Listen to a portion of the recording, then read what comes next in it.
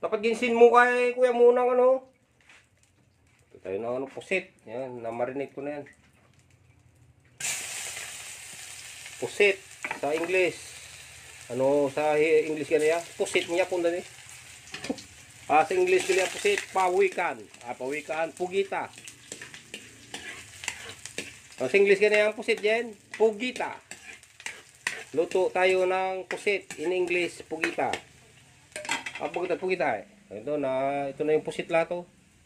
Marami yan. Oh. Marinate ko na yan para isang ano lang. Mahirap kasi mag-vlog ng walang nag-video kaya narinate ko na. Yan. Wala mga amigo, mga amiga, followers, viewers.